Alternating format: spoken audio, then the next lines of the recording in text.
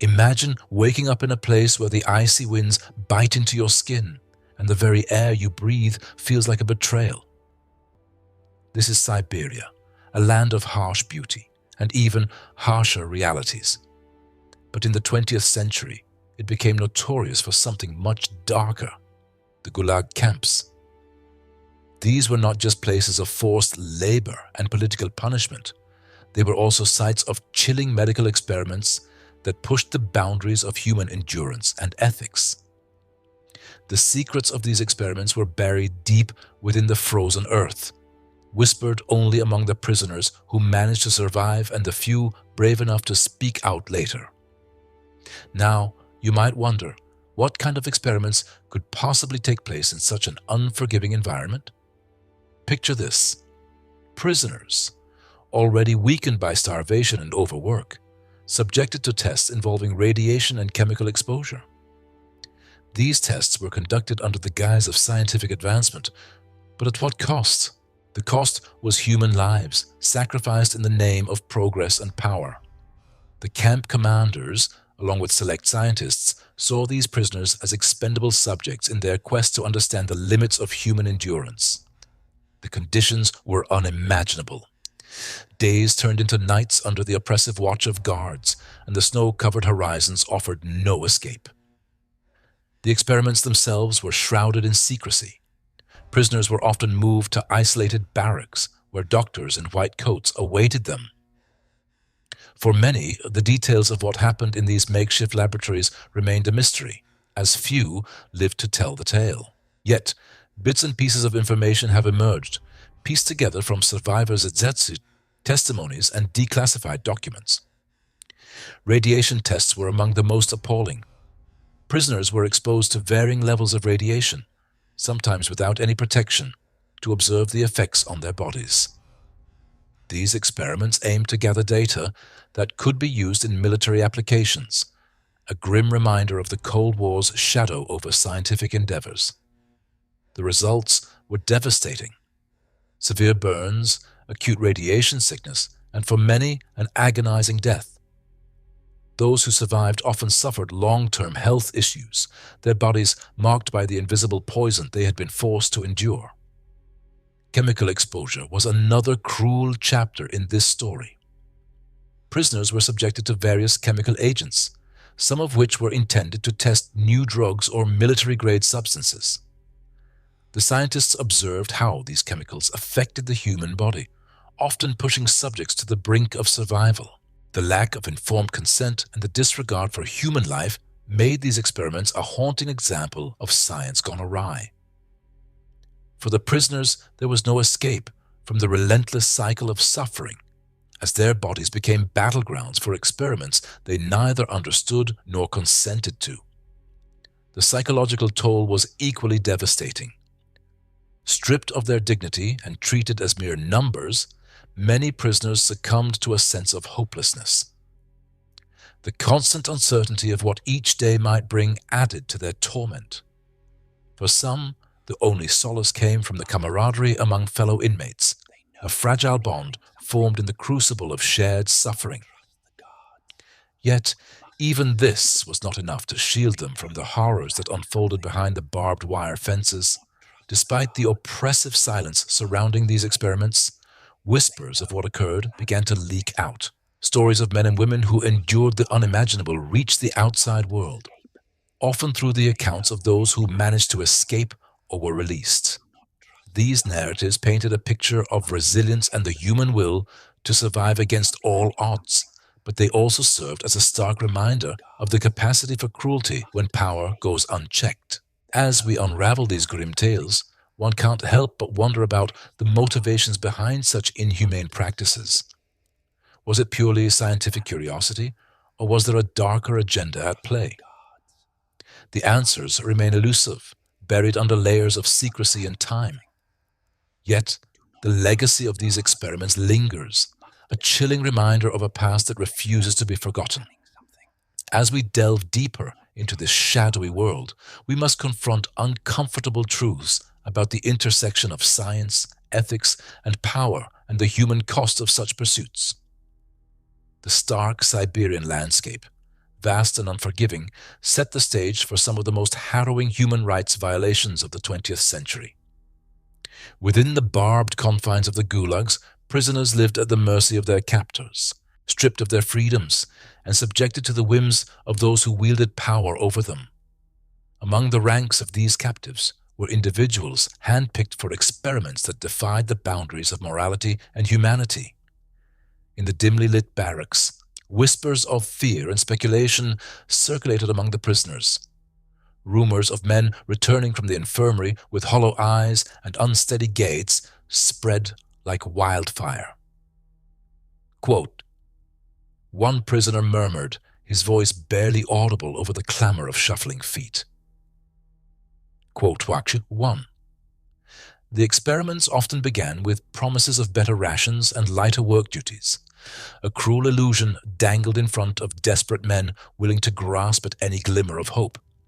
But once inside the makeshift laboratories, they found only cold steel tables and the indifferent stares of doctors and scientists. The air was thick with the scent of antiseptic, a sterile facade that masked the true nature of their work. In one chilling account, a former prisoner recalled being strapped to a metal chair, electrodes attached to his skin. The scientist conducting the test spoke in a monotone, as if reading from a script. Quote, he droned, his eyes never meeting those of his subject, but the prisoner knew better. He was nothing more than a pawn, a disposable asset in an experiment designed to push the limits of human endurance. Radiation exposure was one of the many horrors inflicted upon these unwilling participants. Stripped of protective clothing, they were subjected to high doses of radiation, their bodies used to measure the effects of prolonged exposure. The aftermath was devastating: nausea, burns, and a slow, agonizing decline that left them shells of their former selves. Quote 3. Another survivor recounted, his voice filled with a quiet rage that decades could not extinguish. Chemical exposure was equally insidious. Prisoners were forced to inhale or ingest substances without knowing their composition or potential effects. Some chemicals caused immediate reactions, blistering skin, uncontrollable convulsions, while others silently ravaged their internal organs, the damage becoming apparent only months or years later. These men became living documents, their suffering meticulously recorded in ledgers that treated them as mere data points. For the scientists, these experiments were cloaked in the guise of progress. But beneath this veneer lay a chilling disregard for human life, an obsession with results that eclipsed any sense of empathy or ethics. Some researchers justified their actions with cold rationalizations, insisting that their work was necessary for national security or scientific advancement. Yet for the victims, these justifications offered no solace. They were left to grapple with the haunting question of why their lives were deemed expendable. As the years passed, the truth about these experiments slowly began to seep into the consciousness of those both inside and outside the Soviet Union. Whispers of what transpired within the frozen confines of the camps reached the ears of international human rights organizations, sparking outrage and concern. Yet, the oppressive regime kept a tight lid on information, and the prisoners who survived were too traumatized or too fearful to speak out. Among those who endured these brutal experiments was a man named Ivan. Before his arrest, Ivan had been a school teacher in a small village, a man with a passion for literature and a profound love for his family. However, in the paranoid climate of the time, a careless comment overheard by the wrong person had led to his arrest and eventual imprisonment in one of the Siberian camps. His life, once filled with the warmth of family and the joy of teaching, was now reduced to a bleak existence of forced labor and constant fear. In the camp, Ivan became just another subject in a long line of involuntary participants in the regime's sinister trials. The doctors conducting the experiments were often young, ambitious, and eager to prove their loyalty to the state. They approached their work with a clinical detachment, rarely acknowledging the humanity of the people they were studying. Ivan, like many others, was subjected to various procedures. He was injected with unknown substances, exposed to harmful levels of radiation, and made to inhale noxious fumes under the guise of testing chemical weapons. The physical toll was devastating. Ivan's health deteriorated rapidly. His once robust frame grew gaunt, his skin turned sallow, and his eyes, once bright with hope, became dull and lifeless. Nights were the worst, filled with fevered dreams and the cries of his fellow prisoners echoing through the barracks. But even as his body weakened, a flicker of resistance burned within him. He clung to memories of his family, the laughter of his children, and the gentle touch of his wife's hand. These memories became his sanctuary, a place where the reach of the camp's cruelty could not touch him. Amidst the bleakness, a bond formed among the prisoners. It was an unspoken pact of solidarity, a shared understanding that despite their dire circumstances, they would not let the regime strip them of their humanity. They exchanged whispered stories of their lives before the camp, shared scraps of food, and provided comfort to one another in moments of despair. This camaraderie was a lifeline, a reminder that even in a place designed to break them, they could find strength in unity. One particularly harsh winter, the experiments took a new, more dangerous turn. The researchers, emboldened by their previous successes, began testing a new chemical compound. The prisoners were lined up, and one by one they were exposed to the substance. Ivan was among the first. As the chemical burned his lungs and seared his skin, he felt a profound sense of betrayal, not just by the men in white coats, but by a world that seemed to have forgotten him entirely. But even as his body was ravaged by the chemicals, Ivan's spirit remained unbroken. He resolved to survive, not just for himself, but for the sake of those who would come after him. He began documenting the horrors of the experiments in the only way he could, by etching crude symbols and marks into the wooden bunks of his barracks. It was a dangerous act of defiance, but Ivan knew that these marks might one day tell the story of their suffering to the outside world. As the months dragged on, the oppressive silence that shrouded the camp was occasionally pierced by news of the world beyond its walls. Rumors of political upheaval and change began to filter through, igniting a glimmer of hope among the prisoners. Perhaps they dared to dream. The regime's grip was weakening, and with it, their chances of survival might increase. For Ivan, this hope was a lifeline, a reminder that no matter how dark the night, the dawn was inevitable. Through sheer willpower and an unyielding desire to see his family again, Ivan endured. He became a symbol of resilience for his fellow prisoners, a living testament to the power of the human spirit in the face of unimaginable adversity. And though the scars of his experience would never fully heal, Ivan's story was far from over. In the depths of Siberia, amidst the snow and suffering, the seeds of resistance were being sown, and Ivan was determined to be a part of whatever came next. The air was thick with despair, yet whispers of defiance began to circulate among the prisoners. Ivan, with his quiet strength and unbroken spirit, found himself at the center of these murmurs. Each night, as the biting cold seeped into their bones, groups of prisoners would gather around him, drawn to the warmth of his resolve. They spoke in hushed tones about the injustices they faced, sharing stories of their past lives and dreams for the future. It was these moments of connection that fueled their resolve to resist the oppressive hand that held them captive. One evening, as they huddled together in the dim light of the barracks, a fellow prisoner named Dmitri leaned closer to Ivan. "We can't let them break us," Dmitri whispered, his voice barely audible above the howling wind outside. "There has to be a way to fight back, to let the world know what's happening here." Ivan nodded, his eyes burning with a determination that had not waned despite the endless days of toil and torment. "We must find a way to keep our stories alive," he replied. "The world needs to know what goes on in these camps, and we need to find a way to tell them." The group fell into a contemplative silence, each man wrestling with the risks and possibilities. They knew that any attempt to resist could result in severe punishment or even death, yet the thought of doing nothing, of allowing the horrors to continue unchecked, was an insufferable burden. As the weeks passed, Ivan and his fellow prisoners began to devise a plan. They would document their experiences, smuggling out messages and evidence of the atrocities they endured. It was a dangerous endeavor, one that required cunning and courage, but it was a risk they were willing to take. Ivan took it upon himself to memorize the details of their suffering, committing names, dates, and events to memory with meticulous care. The guards remained oblivious to the quiet rebellion brewing under their watchful eyes.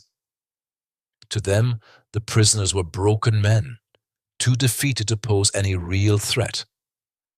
But Ivan knew better. He saw the flicker of hope growing stronger in the eyes of his comrades, a fire that would not be easily extinguished.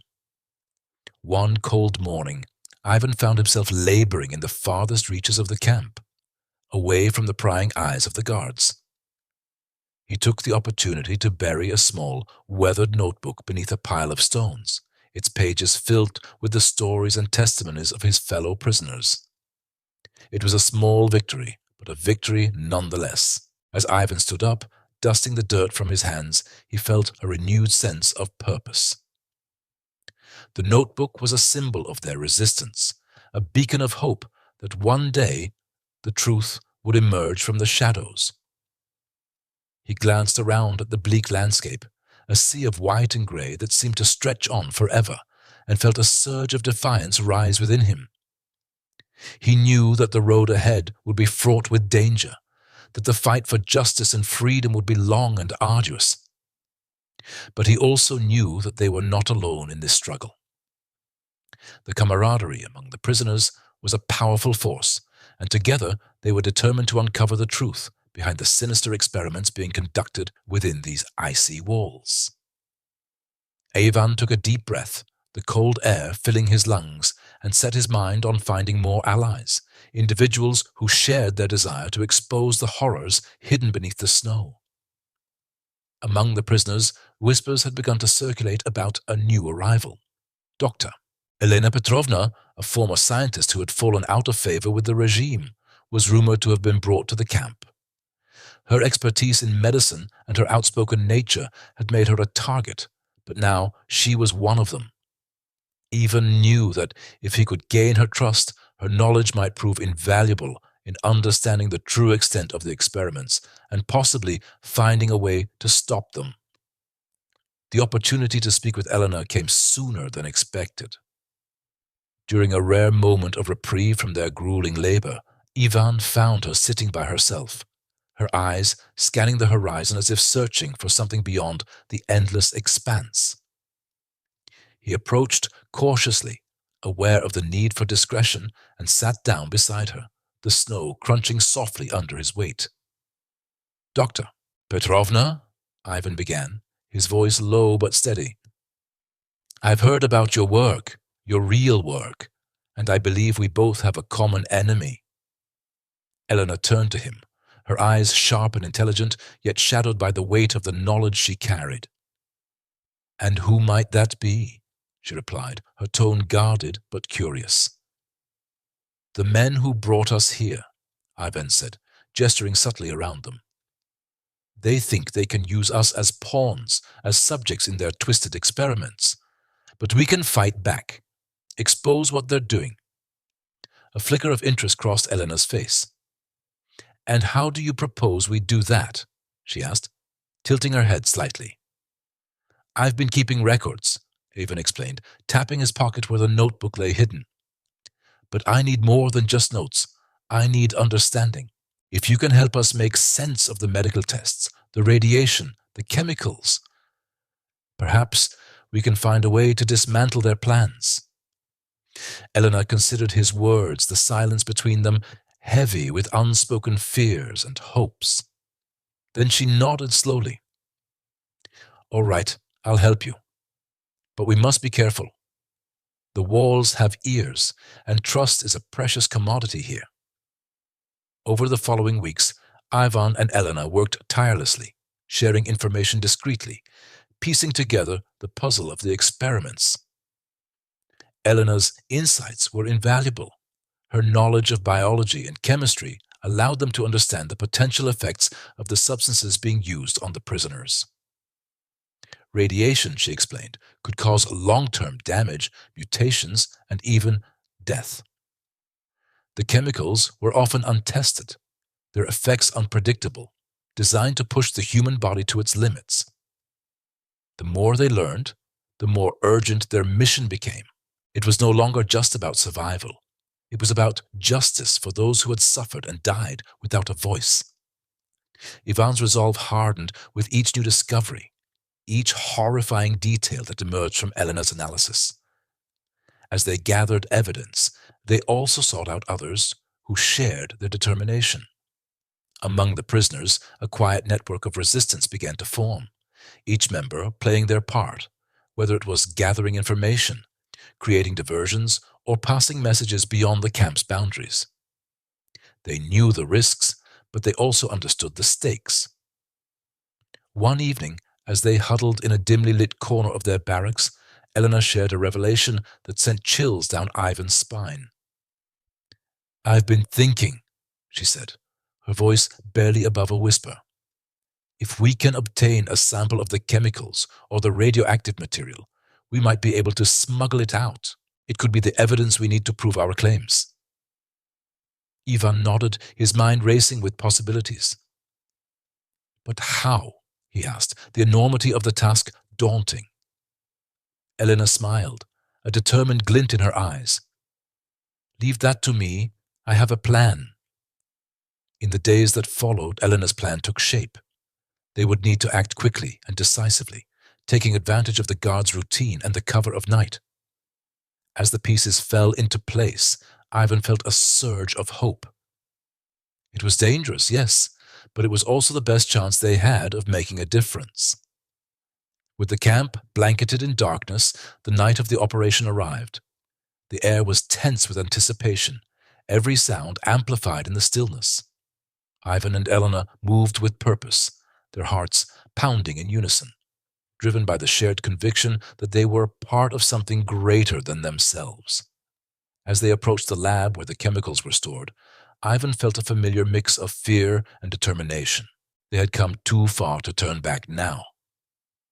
With Elena leading the way, they slipped inside, the cold metal of the door handle sending a shiver up Ivan's spine. Inside, the lab was a stark contrast to the rest of the camp.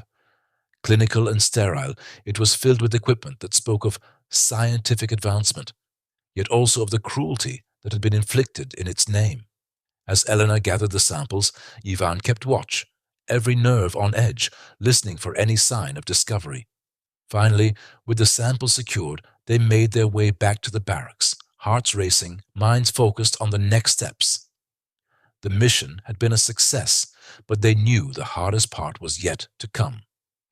They had to get the evidence out to people who could use it to bring about change. As Ivan lay awake that night, his thoughts turned to the future. The risks they had taken were monumental, but they had also taken a step closer to justice, to exposing the truth. And in the end, that was worth everything. The following morning, the camp woke up to the usual harsh routine, unaware of the clandestine mission that had unfolded overnight. Ivan moved through the motions of the day under the watchful eyes of the guards, his heart still pounding with the lingering adrenaline.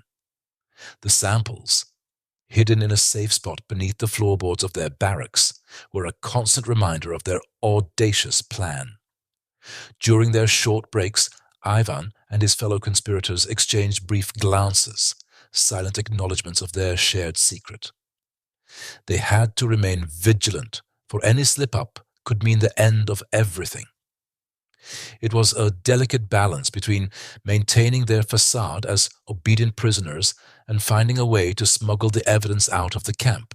One evening, as the sun dipped below the horizon, casting long shadows over the camp, Ivan approached Sasha, a trusted ally who worked in the camp's supply depot.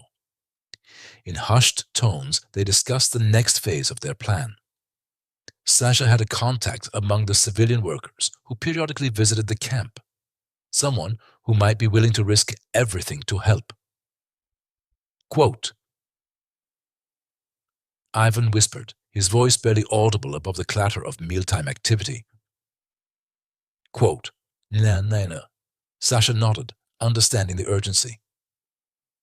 Quote, 10. The days dragged on, each one fraught with tension and anticipation. Ivan's mind was a whirlwind of worry and hope. He knew that this small act of resistance could have far-reaching consequences, but it was a burden he was willing to bear for the chance to expose the horrors hidden within the camp. Then, one cold, foggy morning, Sasha gave Ivan the sign they had been waiting for. A subtle nod as they passed each other in the mess hall. It was the signal that the plan was in motion. Ivan's heart raced as he tried to maintain a calm exterior, knowing full well that any hint of excitement or anxiety could draw unwanted attention from the guards. Later that night, under the cover of darkness, Ivan met Sasha near the edge of the camp where the shadows were thickest. Quote, 11. Sasha whispered, his breath visible in the cold air. Quote, 12. Ivan nodded, feeling a mixture of relief and renewed anxiety. Quote, 13. Quote, 14. Sasha replied, his voice barely audible over the howling wind. The two men stood in silence for a moment, each lost in their thoughts. Ivan couldn't shake the fear that something might go wrong, that their efforts might be discovered before help could arrive. But he also felt a flicker of hope, an emotion that had been foreign to him for so long. As the days turned into weeks, Ivan kept a low profile, focusing on his assigned tasks and avoiding any unnecessary interactions with the guards. He noticed that Sasha was doing the same, both of them moving through the camp with a quiet determination that masked their inner turmoil. One afternoon, Ivan was assigned to work in the medical facility, a place he had come to dread. The stark white walls and the sterile smell were a constant reminder of the experiments that had taken place there, the cries of the prisoners echoing in his mind like a haunting melody. As he scrubbed the floors, he overheard a conversation between two doctors. The radiation levels are higher than expected, one of them said, his tone clinical and detached. We'll need to adjust the dosage for the next round of tests. Ivan's stomach churned at the casualness with which they discussed such dangerous matters. He knew all too well the effects of radiation exposure, having seen its impact on his fellow prisoners: hair loss, burns, and worse. He glanced at Sasha, who was cleaning the equipment nearby.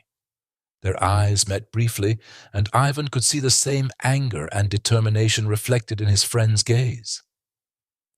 They both knew that they were running out of time, that their only hope lay in the message that had been sent out into the world beyond the camp. As the weeks dragged on, Ivan found himself growing more restless. Every day felt like an eternity, each hour filled with the constant fear of discovery. He longed for news, for any sign that their efforts had not been in vain. Then, one evening, as the prisoners gathered in the barracks after a long day of labor, Ivan noticed a commotion near the entrance. A group of new arrivals had been brought in, their faces gaunt and eyes hollow from the journey. Among them was a woman with fiery red hair, her gaze sharp and assessing as she took in her surroundings. Ivan's heart skipped a beat as he realized who she was: Anya, a journalist who had been reporting on the plight of the prisoners in Siberian camps. Sasha nudged him discreetly. Quote, 17. Ivan nodded, feeling a surge of hope. If Anya was here, it meant that their message had reached someone who was willing to take action. But it also meant that they were in even greater danger.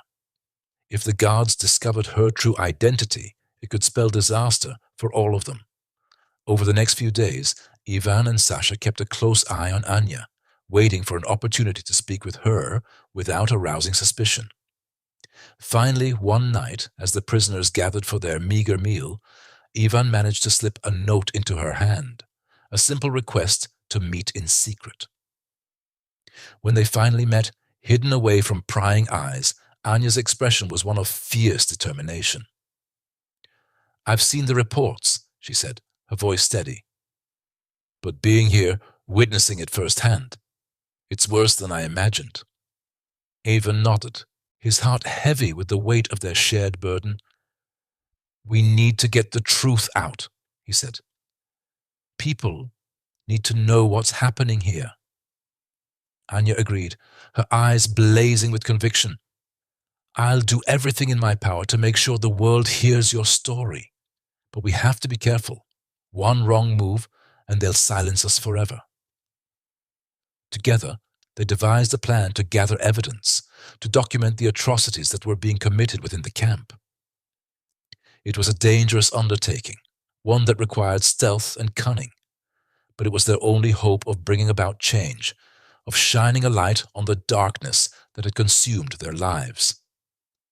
As the days turned into weeks, Ivan, Sasha, and Anya worked tirelessly, driven by a shared purpose that transcended their individual fears. They knew that the road ahead was fraught with peril, that they were risking everything for a chance at freedom. But in the face of such overwhelming odds, they found strength in each other, in the knowledge that they were fighting for something greater than themselves. And as the first whispers of resistance began to spread through the camp, they knew that they were not alone. In the end, it was that sense of unity, that unbreakable bond forged in the crucible of adversity, that gave them the courage to continue their fight. And though the outcome was uncertain, they held on to the hope that their efforts would not be in vain, that the world would finally awaken to the truth of what lay hidden within the frozen heart of Siberia. Amidst the biting cold of the Siberian wilderness, the prisoners of the Gulag knew that every day could be their last. Their bodies were weakened by malnutrition and relentless labor. Yet the true horror lay not in the physical toil, but in the unspeakable experiments that took place under the guise of medical research. These prisoners were not only seen as enemies of the state, but as subjects for the scientists' cruel ambitions. One evening, huddled together in their barracks, whispers of resistance turned into hushed conversations. An older inmate, known only as Sergei, spoke in a low, steady voice. He said, his eyes flickering with a defiant fire. A younger prisoner, Anna, nodded. Her face was gaunt, but her spirit was fierce. "Quote 25, she whispered. "Quote 26, quote 27. Another voice asked, skepticism tinged with fear. "Quote 28. Anna looked around at the faces drawn with exhaustion but lit with a shared determination. "Quote 29. She insisted. "Quote 30. The plan formed slowly, like ice crystallizing in the night. They would wait for a storm when visibility was low and the guards' vigilance weakened. Sergei had befriended one of the younger guards, a boy barely older than most inmates, whose conscience was not yet hardened by the brutality around him. Through quiet conversations, Sergei had learned of the weak points in the camp's security. As the days dragged on, the prisoners continued their grueling work while keeping a watchful eye on the sky. Finally, the storm came. Snow fell in thick flakes, blanketing the camp in a deceptive calm. It was the moment they had been waiting for. Under the cover of darkness, Sergei and Anna slipped out of the barracks, their breath visible in the icy air. The old administration building loomed ahead, its windows dark and foreboding. The storm had given them the perfect opportunity to make their move, as the guards were huddled inside, seeking warmth and shelter from the blizzard.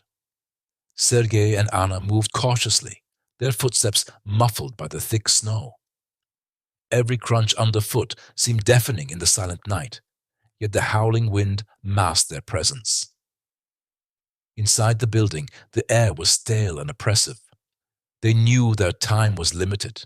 The storm would not last forever. Sergei led the way through the dimly lit corridors, his mind racing with the knowledge they had gathered. They needed to find the records, the documents that could prove the atrocities, the experiments, the truth behind the horrors they had endured. Anna, sharp-eyed and quick, spotted a door slightly ajar. They slipped inside, finding themselves in a room lined with filing cabinets.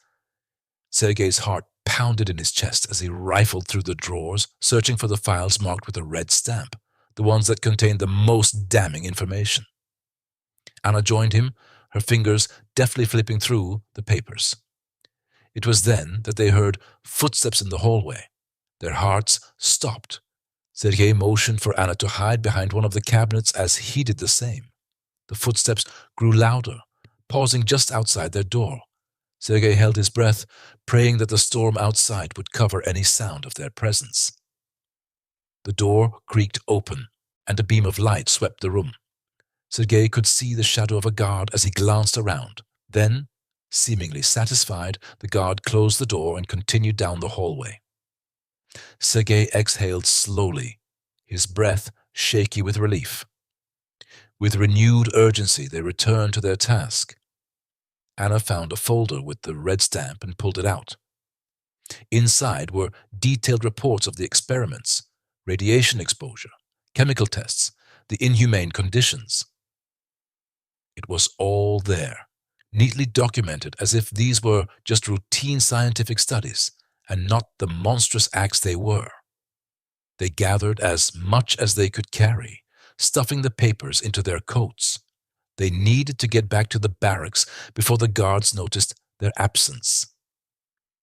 The storm was their ally, but it was unpredictable, and they couldn't risk getting caught. As they made their way back outside, the storm was already starting to abate. The wind had lessened, and the snow was no longer falling as heavily. They hurried across the camp, the documents pressing against their chests like a lifeline. Back in the barracks, they shared their findings with their fellow prisoners. The atmosphere was tense but hopeful. For the first time, they had something tangible, something that could expose the truth to the world. Sergei felt a flicker of hope ignite within him. It was a dangerous hope, but it was a spark nonetheless. Over the following days, the prisoners worked quietly to devise a plan to smuggle the documents out of the camp. They knew they couldn't wait long. The risk of discovery was too great, and the guards were always vigilant. They decided to use the next supply truck, a rare opportunity, but one that could work to their advantage. Ivan, who had a knack for befriending even the most hard-hearted guard, volunteered to distract the driver while Sergei and Anna slipped the documents into a hidden compartment they had noticed on a previous supply run. It was a risky plan, but it was the best chance they had. The day of the supply run dawned, overcast and cold. The prisoners went about their tasks with an air of anxious anticipation. Ivan worked his charm, engaging the driver in conversation, his manner easy and disarming. Meanwhile, Sergei and Anna moved swiftly, their every movement deliberate. As they secured the documents, Sergei couldn't help but glance back at the camp, at the faces of those who had helped them come this far. They were not just fellow prisoners, they were comrades in a fight against a seemingly insurmountable force. Together, they had found strength in their shared suffering and determination to seek justice. The truck rumbled to life and began its journey through the icy expanse of Siberia, carrying with it the hopes of those left behind. For Sergei, Anna, and the others, it was a moment of triumph, albeit a small one. They knew the path ahead was fraught with danger, but they also knew they were not alone. As the truck disappeared into the distance, Sergei felt a strange mix of relief and fear. They had taken the first step, but the journey was far from over. The documents were out of their hands, but their fight for freedom and justice continued. In the days that followed, the camp returned to its brutal routine. But something had changed. There was a new resolve among the prisoners, a sense of solidarity that could not be broken. They had tasted a small victory, and it fueled their determination to endure. They knew the world beyond the camp was vast and indifferent, but they also knew that somewhere, somehow, their voices would be heard. The Siberian winter continued its relentless assault, but within the hearts of the prisoners burned a fire that could not be extinguished. They had faced the darkness and had found a glimmer of light, and that light would guide them forward, no matter how long or treacherous the path might be. As days turned into weeks, the prisoners became more adept at communicating with each other in secret, using small gestures and coded whispers to share information and offer support. Despite the ever-present, watchful eyes of the guards, they managed to create a clandestine network, exchanging news of the outside world, rumors of changing tides, and even snippets of hope. One evening, as the pale sun dipped below the horizon, casting long shadows over the snow-covered barracks, two prisoners huddled in a corner of the mess hall, their voices barely audible over the clatter of tin plates and the murmurs of others.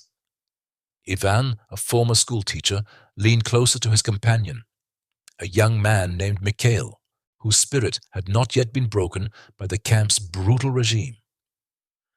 "I heard from Nikolai," Ivan whispered, glancing around to ensure no one was within earshot, "that there's talk of an investigation from the West. They're starting to ask questions about what's happening here." Mikhail's eyes widened, a spark of hope igniting within them. Quote, 30. Ivan hesitated, choosing his words carefully. Quote, 34. The conversation was interrupted by the sharp bark of a guard's command, and the prisoners quickly dispersed, resuming their places in the line. Yet the seed of hope had been planted, and the idea that they were not forgotten lent them a renewed strength. As the months dragged on, the experiments continued, each session a grim reminder of their helplessness. Men were led away, returning with burns from radiation, their skin peeling and raw or with eyes clouded from exposure to unknown chemicals. Still, they endured, clinging to the belief that each day survived was a victory in itself. In the depths of night, when the freezing winds howled and the temperature plummeted, the prisoners found comfort in each other's presence. They spoke of their families, their homes, the lives they had once led. These stories became lifelines, threads that wove them together in a tapestry of shared experience and resilience. One night, as snowflakes danced in the moonlight, Ivan gathered a small group in the corner of their barrack, his voice a low hum against the silence. Quote 35. "We can't keep living like this, not knowing what they're doing to us." Quote 36. "We need to understand what's happening in that building." Sergei nodded, his breath visible in the cold air. "We have to find a way inside. It's the only way to get answers. But how? The guards are everywhere, and if they catch us—" "They won't," Ivan interjected, determination sharpening his voice. "The storm is our ally. It gives us cover. We can use it to slip past them." The small group fell into a tense silence, the only sound the wind rattling the wooden walls of their barrack. Each of them knew the risks, but the need for the truth was a powerful motivator. Mikhail, the group's quiet thinker, finally spoke up. "There's an old drainage tunnel behind the mess hall. It leads under the camp and comes out near the experimental building. If we can get to it, we might be able to get inside without being seen." "They're testing on us," he murmured, voice thick with disbelief. "Radiation, chemicals. They're using us as guinea pigs." Quote 45. "We can't let this continue. We have to expose this somehow." But before they could formulate a plan, the sound of footsteps echoed in the hallway. Panic rippled through the group as they realized they weren't alone. Ivan motioned for them to hide, and they scattered into the shadows just as a guard appeared in the doorway, his flashlight cutting through the gloom. Heartbeats thundered in their ears as they held their breath, praying the guard wouldn't spot them. The beam of light swept the room, lingering for a moment on the papers scattered across the floor. Seconds stretched into eternity. But finally, the guard turned away, convinced there was nothing amiss. As the footsteps faded, the group exhaled in unison, relief mingling with the urgency of their mission. They knew they had to move quickly now before their presence was discovered. With renewed determination, they gathered as much evidence as they could carry. Documents, vials, anything that might help to expose the horrific truth of what was happening within these walls. Every piece was a step closer to justice, a chance to make their suffering mean something in the wider world. Their escape was as tense as their entry, the threat of discovery looming with every creak of the floorboards and gust of wind. But somehow, miraculously, they retraced their steps back to the tunnel, hearts pounding with the knowledge that they now held the key to unraveling the camp's darkest secrets. As they emerged back into the blizzard, the sense of victory was tempered by the stark reality of what lay ahead. They had the evidence, but exposing it would be another battle entirely, a battle against a regime that would stop at nothing to keep its horrors hidden. Yet, as they made their way back to the barracks under the veil of snow, a flicker of hope burned within them. They had taken the first step, and together they knew they could fight for a future where the truth would finally be revealed. The wind howled fiercely as they trudged through the snow, each step a reminder of the weight they carried, not just in the form of documents, but the stories of countless souls who had suffered in silence. Yuri, the oldest among them, paused momentarily, turning to face his companions. His eyes reflected a mixture of determination and fear. "We must be careful," he whispered, his voice barely audible over the storm. "This is only the beginning." Anna, clutching the papers tightly to her chest, nodded. "We've come too far to turn back now. The world needs to know." Quote 49. "We need to find a way to get these documents to someone who can make them public." Quote 50.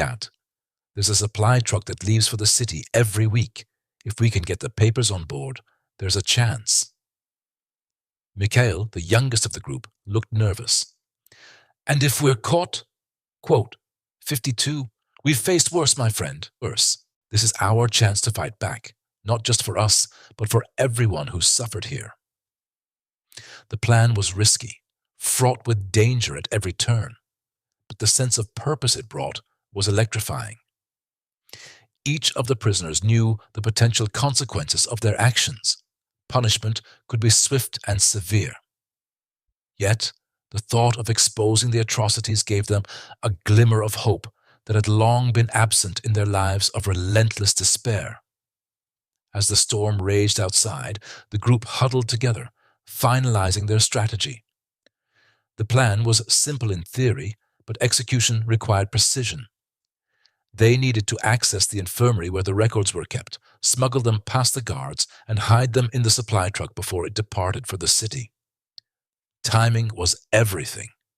The storm was both their ally and their adversary, providing cover while also complicating their movements. The next morning, as the camp began its routine, Ivan, Sergei, and Anna moved into position. Their hearts pounded in unison with the howling wind.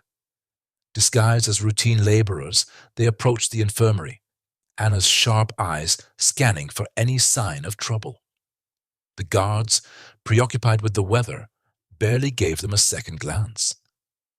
Inside, the infirmary was dimly lit, the faint smell of antiseptic mingling with the ever-present cold. Sergei, with his steady hands and quiet demeanor, took the lead.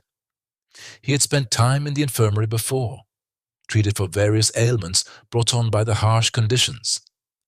He knew where to find the records they needed. Minutes felt like hours as they rifled through files and papers, searching for the most incriminating evidence. Finally, Anna's voice broke the tension. "Here," she whispered, holding up a folder thick with documents. Experiments, notes, charts, everything they needed was there.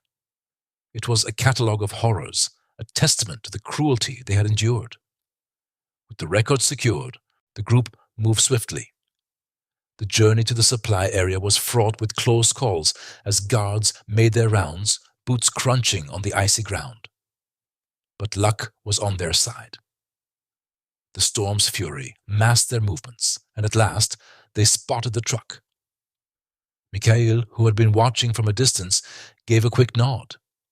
The guards were inside the mess hall, warming themselves with hot tea and laughter, oblivious to the defiance brewing just outside.